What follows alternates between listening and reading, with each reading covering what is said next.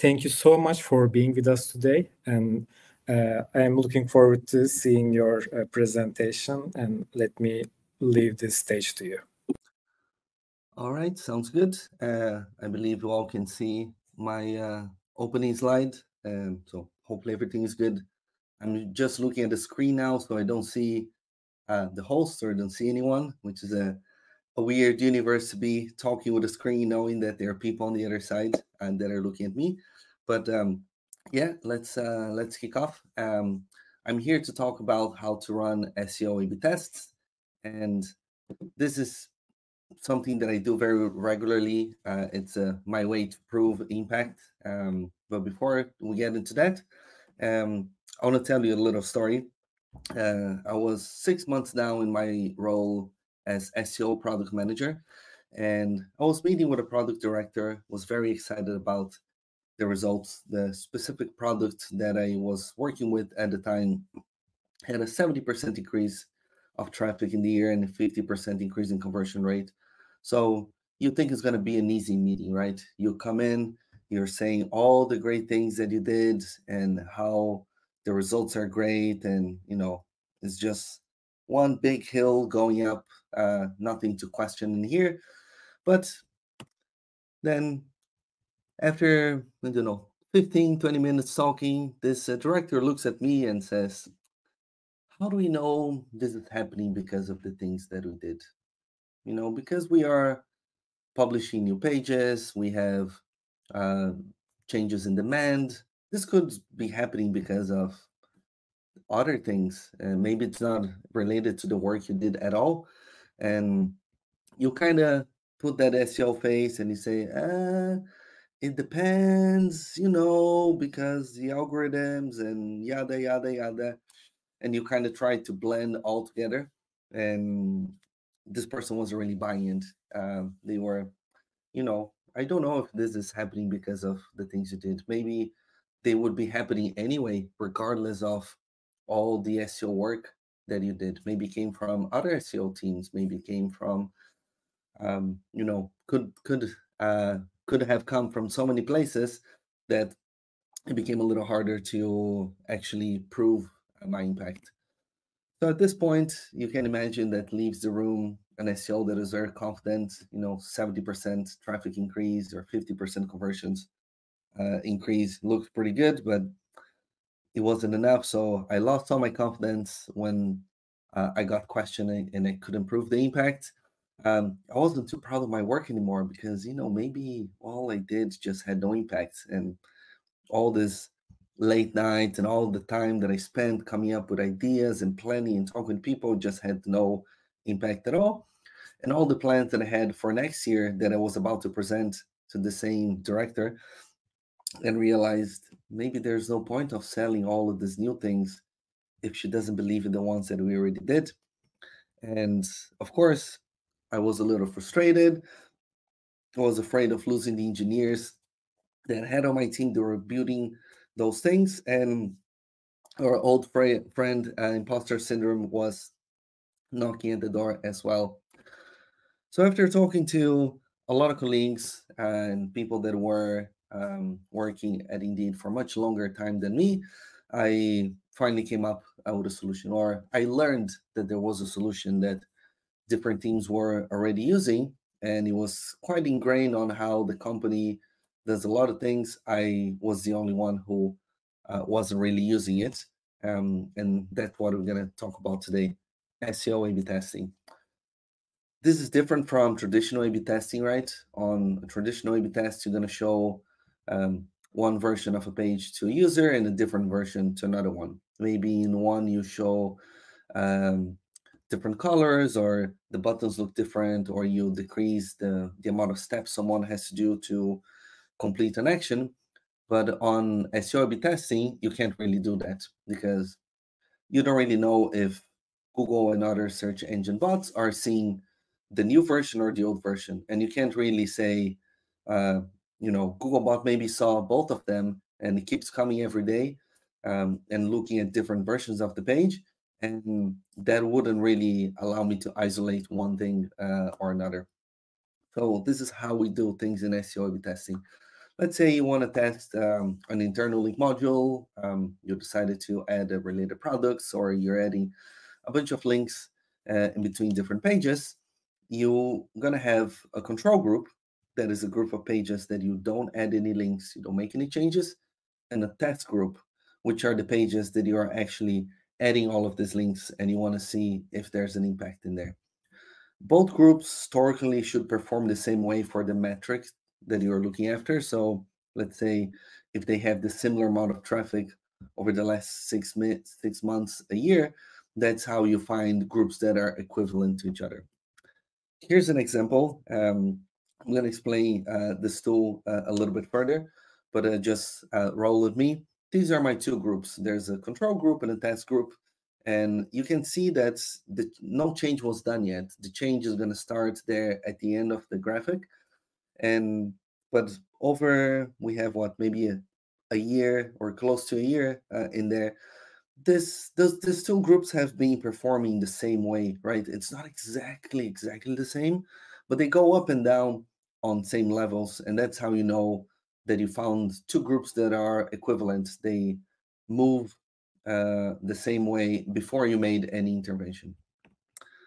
Now I can say things. Organic traffic grew by 20% or 80,000 extra sessions because of this initiative that we did, because of the internal links thing that we did. Those pages grew by this amount of percent or this amount of incremental traffic that we got that we didn't have before. And I can prove that because my control group remained the same way. So one group grew more than the other. I'm going to explain later how to create this on RStudio, which is the software that I use for SEO A/B testing. But these are the graphics that you're going to get from RStudio. They all mean the same thing. They are just looking from different angles. So the first one is the control versus test behavior.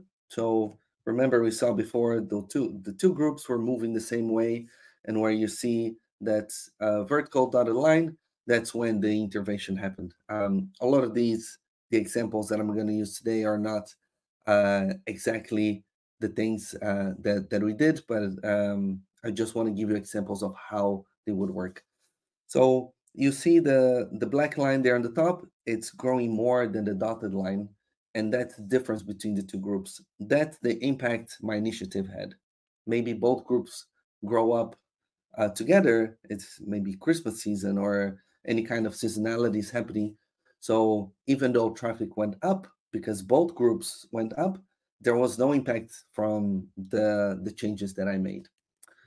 The second one is the same thing, but we are just looking at the test group, so we can more visually, it's a bit more clear to see the difference between the before and after. And the third one is just a cumulative effect over this period, how much traffic this group of pages gained, the test group gained. Again, I'm talking here about incremental traffic and not just traffic increase, right? Because at the start, when I was meeting with the product director, there was traffic increase, there was conversion increase, but I just couldn't prove that it was because of the things that I was doing. Maybe they were growing, they would grow anyway.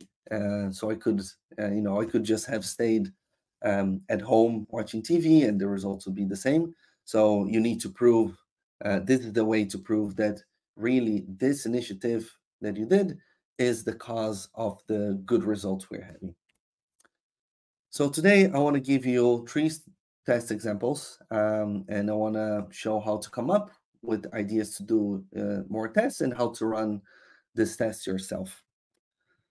Let's go. The first one, let's say you're doing an internal link booster, pretty standard SEO task, right? You're going to add a bunch of related links between those pages. You want to see if you can manage adjust the anchor so Google gets some value, and from that anchor I understand the page, or you want to make sure that the links are in the right place for the user journey. Someone is reading an article and at a certain point there's a link that will show them how to perform that action. They go to another page. Adding links is part of the SEO day-to-day. And here, every time I'm doing a hypothesis, it's important to be very specific as much as you can. So in this case, I'm going to select 30 pages and I'm going to add at least 50 internal links. And this is different from let's just add links at any day whenever we find it, because you're not really, in this case, you want to do a certain volume to understand, do I need to add a certain number of links to get this benefit?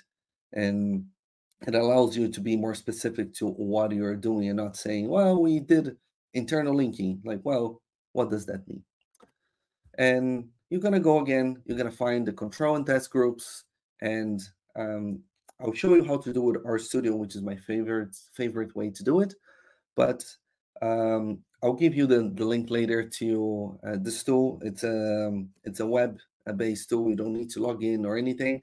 It's from this guy called Koen Leemans. He's from an agency in Holland, and he created a tool that you upload your URLs and the traffic, and it will split those two groups for you. So you're going to have a control and a test group in there, so we'll do that job for you. This screenshot is the same one you've seen before.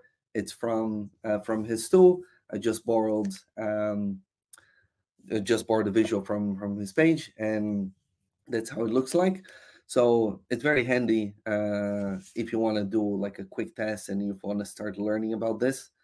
At Indeed, I have a team that will do this, and it has a lot more consideration than just splitting the two groups. But if I want to do something quick before I send to the official team to actually crunch the numbers, that's usually the process that I do. So using RStudio or using something else, you'll be able to find those two groups.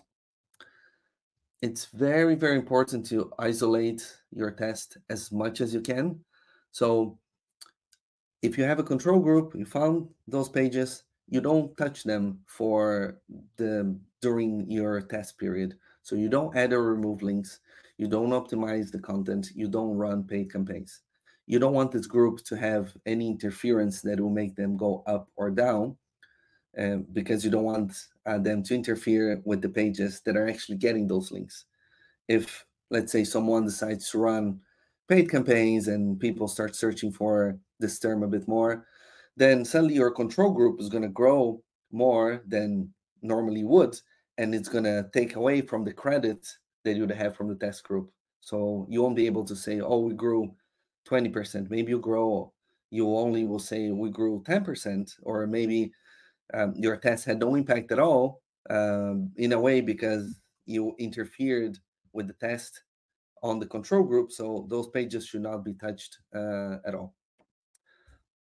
One potential result here, after 40 days, you have a 6% conversion increase.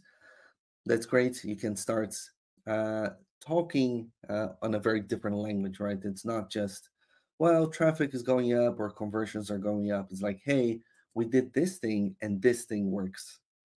And suddenly you're talking about specific conversion numbers or revenue or traffic, and it's much easier to go there with proper numbers versus it depends, or everything in SEO, everything together helped us to get to this place or that place. Second example, maybe you want to add a paywall. You want to see if you need to increase the account creations on your website for whatever reason, but you also is a little bit concerned that maybe adding this will put SEO at risk, because a lot of people will bounce on the page and they'll go to different results. We know by the leak now that Google potentially does use user behavior in the SERPs to define what ranks. So, but regardless of that, maybe it's aware, we should be aware that there might be a risk on the other side that people will just drop off and don't stay on your page. So you need to find the balance in there. One more time, control and test groups, so you know which pages you want to make a change. And this case is a little bit different, right? Because you shouldn't just let it run for 1 or 2 months and see what happens. You definitely want to track a paywall much closely.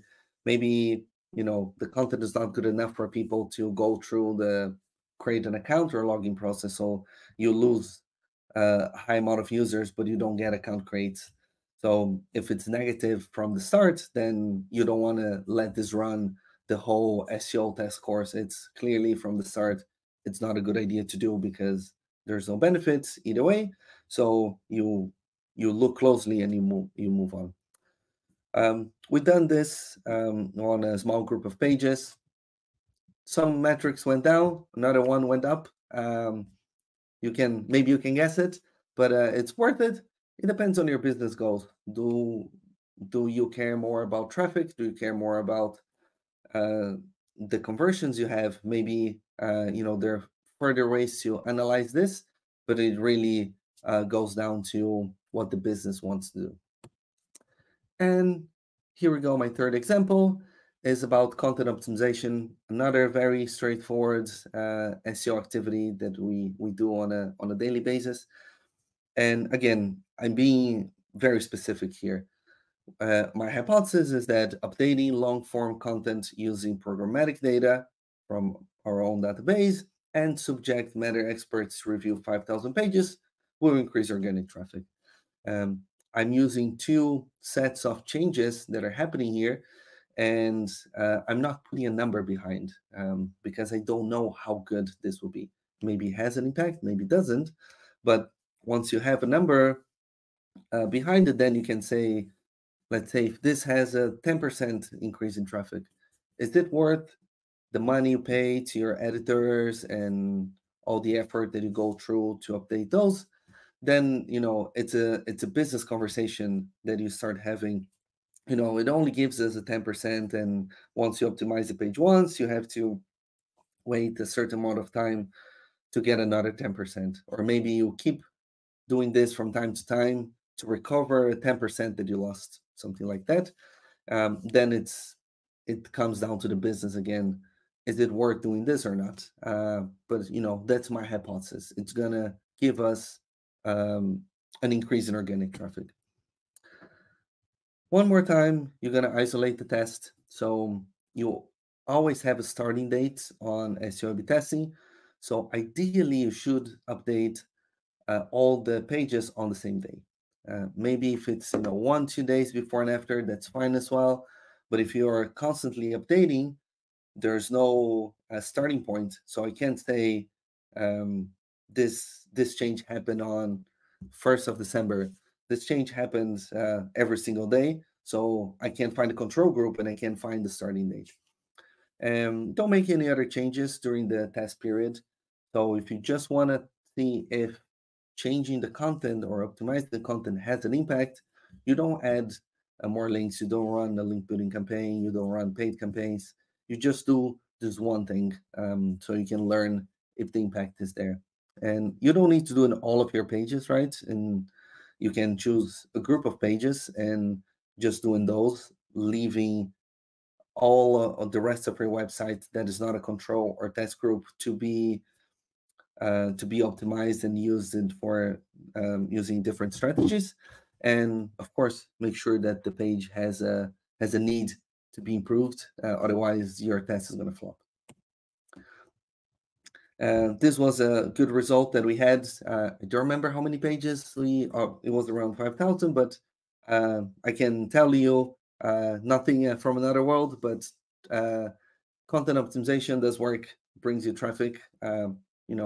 Nothing groundbreaking here. We all know this. But now I know how much it works for this product, for this country.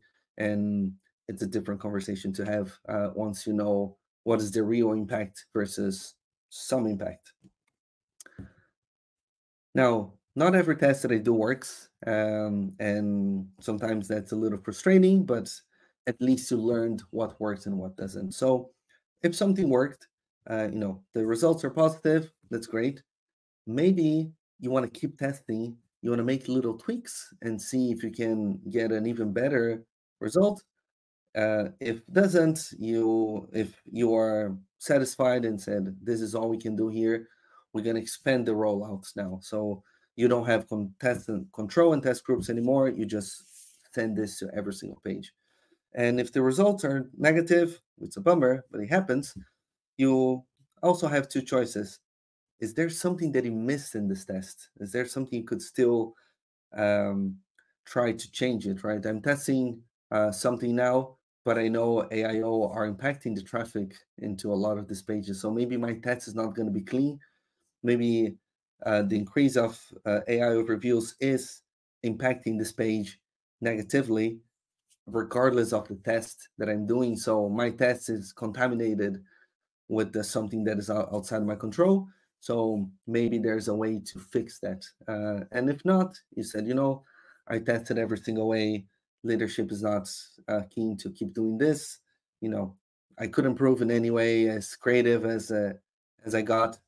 So, didn't work. Let's close and let's move on. Now, you might be wondering, how do you run all of these SEO A/B tests yourself, right? Because I talked a lot about numbers and business and all of this graphics going up and everything looks good, but how do you do it yourself? How you get to prove that what you're doing actually has an impact?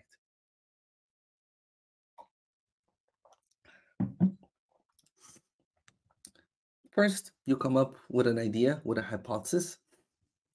There are very creative ones and they're very boring ones. From the most boring one is we're gonna add a month to page titles. Nothing too special. Man, maybe you want to do dynamic pricing on title tags. That could be interesting. Maybe you want to do programmatic internal linking. You want to test detailed structured data. It really depends on the niche you are and the things that your company can do. But first point is just come up with an idea that you want to test.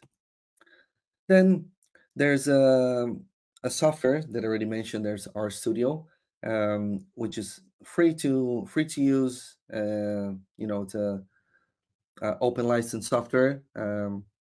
It's very easy to use. It's available for Mac and Windows, and you're gonna combine that with a package called Causal Impact.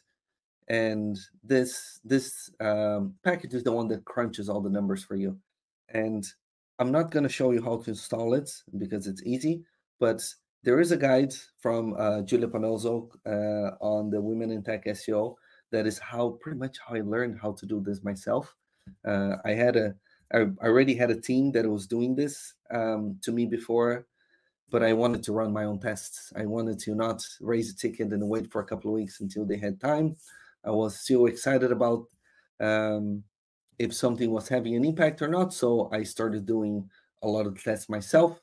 And if I see that had no impact, maybe I not even raise a ticket to another team to do it, because I already know it's not working, it's not doing anything. But read her guide, and she's gonna it's straightforward, it's easy to do it. The only thing that I'm going to show you today that this guide that she wrote doesn't explains how to come up with your test group, which we kind of already saw it before. There are a couple of tools that do this, but the guide is amazing. I recommend you to read it. So this is how RStudio looks like. It gives me Screaming Frog vibes with the Node School design and a bit of typing and coding, not really coding, but a couple of commands in there, but it gives me Screaming Frog vibes. And what you see on the very top left is the file you uploaded with the sessions your test pages had. So this is how much traffic those pages had every single day, and each cell is a different day. Then at the bottom left, that's a console. That's where you're gonna write your requests. And on the bottom right are the graphics that you saw before that I explained at the very start what they represent. Just, you can do this testing with one group. It's not as accurate because you can use the same group as a control and test. You just assume that the traffic that those pages had will remain stable, which is not always the case. So seasonality could skew the results, right? If you're just using one group and it's a page that gets a lot of traffic on Black Friday, and your test period starts on Black Friday, the results will always be positive, but it's not because of any changes you made. It was just a higher demand over that period. But it's faster to measure because you don't need to find a control group. You don't need to block those pages from having changes and so on. With two groups, you do decrease the issues with seasonality. If you can go back a year, 2 years in traffic and say, find me a group of pages that have been performing the same way over all this period. It does require a lot of this crunching before you do anything. So there's a lot of pre-work happening before you go and make changes on the page. Testing with one group. This is Julia's recommendation. And indeed, we go a much longer period. But just for the sake of the exercise, and when I'm doing my tests before I send to the official team to do it, you need to have a pre-period of 2 times bigger than your test period. So if you added a bunch of internal links on 1st of December, you want to measure your post date is from start and end of December, but your pre-data should be October and November. So you need to give a longer time for causal impacts to actually estimate what traffic were you expected to continue to have in the future. Then you upload your data, let's say just sessions. I do it from Excel, so you just upload your sheet. Your sheet literally just need to have the number, the amount of traffic or whatever metric you're going after, 1 cell per day. So 1st of December, 2nd December, 3rd, and so on, and 1 number for each. That's the combined traffic that all of the pages in the test group had over that period. And there's a list of commands. You can just copy and paste them as they are. The only 2 changes that you're going to do here. So first on pre-period, these are the days before the test. So cell number 1 will be, let's say, 1st of October, and the end of pre-period is going to be 30th of November, and post-period is after you did the test, so 1st of December to end of December. Then the second is on the impact line. You have file name in here, but you need to just replace with the file name that you uploaded, and all the rest, it just remains the same. The software will do the calculation for you. Yeah, that's pretty much what I explained.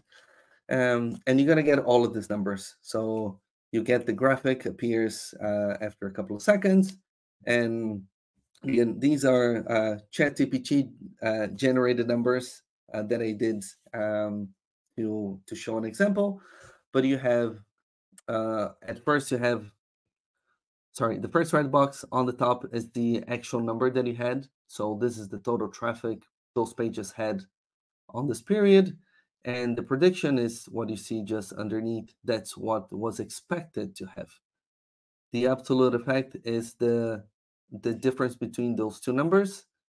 So if the actual was actually worse, maybe did a bad change, you would have a minus in front. And the last red box is just the same, but in percentage. So the 334, 422 absolute effect means an increase of 10% in after the test. So was a good test. And if you're testing with 2 groups, the process is kind of the same. You can use the tools that I mentioned before from Coliments, or you can go and ask ChatGPT to give you to split the groups for you, or to give you a Google Colab Python code that will do that. So I pretty much make the request in Words to a LLM, and I copy and paste that to Google Colab. A lot of the dependencies and things are already installed, so it's very easy to use, and it will give you the output. So it's going to give you an export with these pages are in control, these pages are in test, and you can go start making your changes. And yeah, if you're doing this with two groups, once you have the control and the test group, it's pretty much the same. You just need to have an extra column, and you can name anything you want. I just named test and control so you can identify them. But these are the numbers once again. And in this case, I forced a test that will be negative just for the visuals. So what you see in the dotted line is the control group, the pages that had no changes. They actually went up, and the test group kind of went up a little bit, but not enough, and then it went back to normal. So it had no impact or potentially had negative impact. I'm almost wrapping up, so I just want to give you a couple more tips for SEO testing. Not every test is going to work. I mentioned this before. It's a bummer when it doesn't work. I get very disappointed at myself, but at least you know it doesn't work. You don't keep pursuing or trying to convince people that you should do more of this, because in the longer run, it will continue not having any impact. So you're just wasting resources and time and hope. And your statistical significance should be 95%. In this case, was only 69, so it wasn't good enough for the test to be considered a good test. So I can't trust the results of this test. Maybe you want to run this for a little longer. There'll be a way to see if we can increase the confidence number. Make sure that the impact can be proven. Let's say if you are doing something on page speed and you open Search Console, you want to see which pages are good on Core Web Vitals and which are in the needs improvement. You can't really do this with SEO A/B testing just looking at those, because Google bucket those pages in similar groups. And in this case, there are a bunch of pages here that are listed as need improvement, but look at them. They're all in green. They're actually good pages. So I can't really find a proper group in here to be my control or test, because it's all sort of contaminated. And always start with an MVP, minimal viable product. Maybe you want to do this for one country or one domain. You want to do just for a group of pages that look similar. Maybe you want to go with one directory versus another. So first, you need this to make sure you have your control in the test group, and also then you can learn how things are going to see if there's a real impact in there before you spend too much time. And depending of the country, depending of the conditions, market saturation, and so on, tests might be very different. I've run exactly the same test in two different countries, and in one place was a 1% conversion increase, so barely nothing, and another one was 16, which is huge.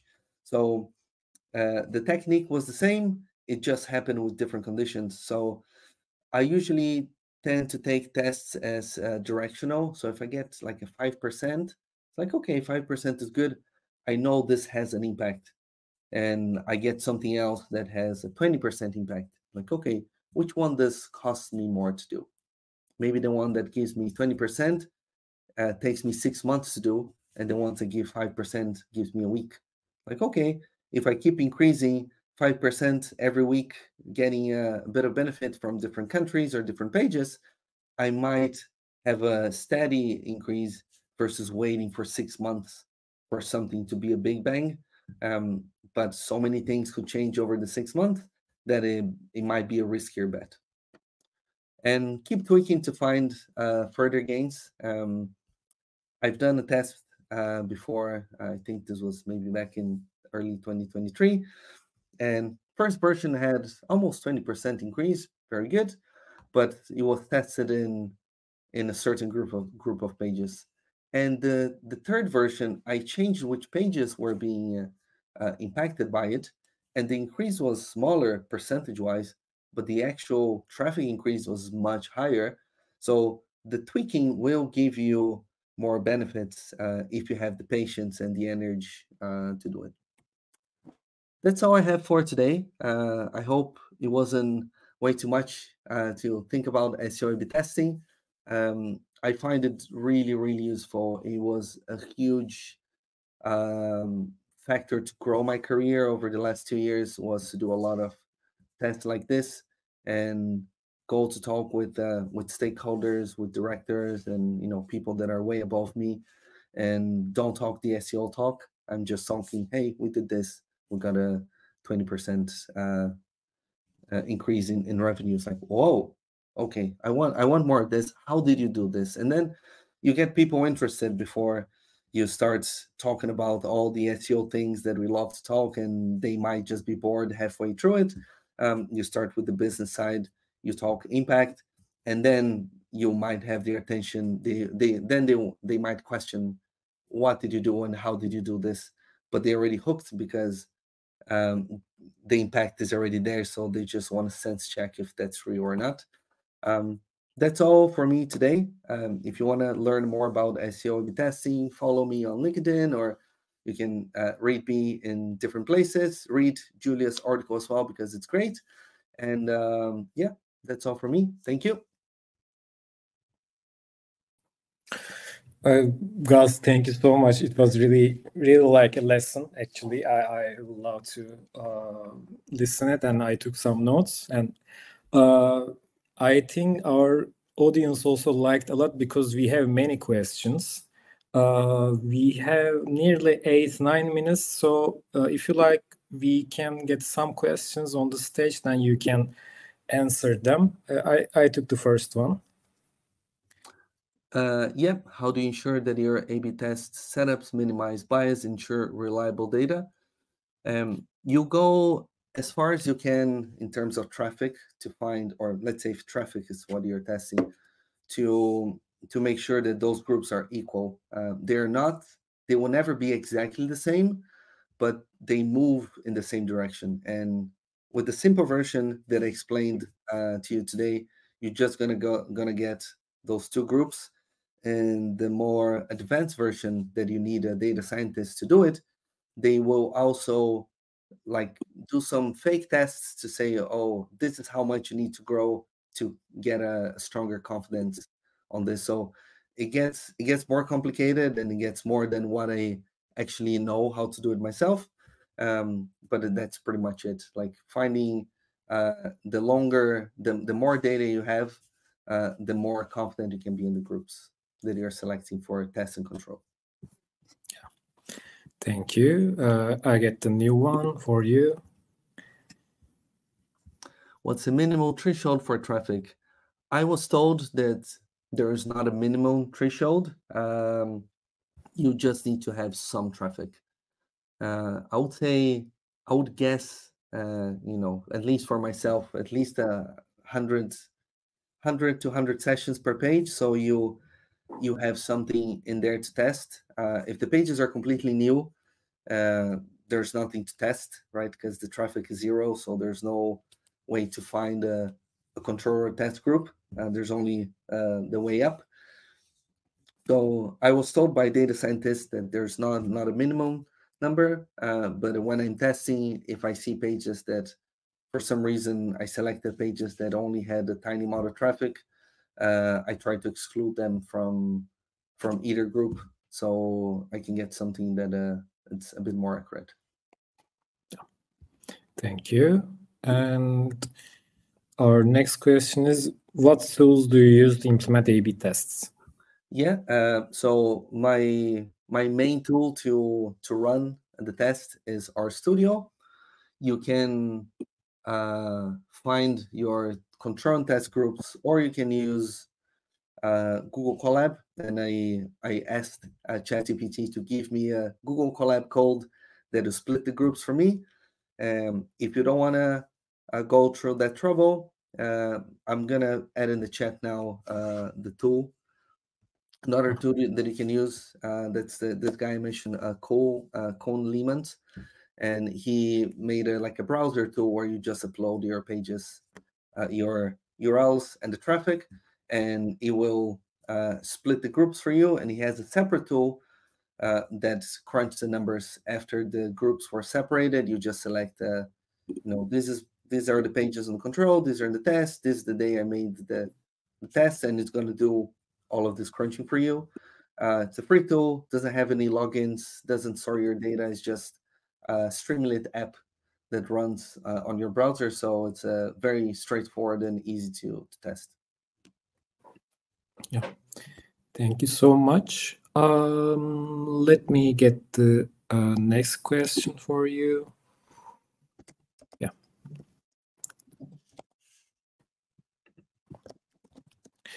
What statistical methods do you employ to analyze the results of your A/B tests? We use causal impact. That's the package that does everything. I'm sure there are others out there. This is the only one I know, the only one I use. Okay, thank you. Our next question is, do you use sample size calculators to determine the duration and the accuracy of the tests? I don't. Maybe my data scientist team, once they are doing this the most professional way, they might do it. But when I do it myself, I don't. Okay.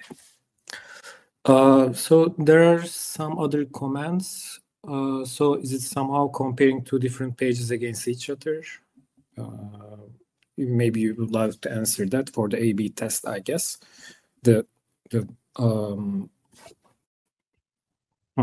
Okay. By the way, thank you for the notes. I will just pin them.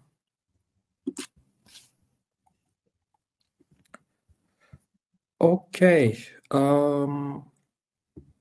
And there are some other comments from Farzaneh. I think it's not the question, just a comment about the Python can do the job, I guess, she said.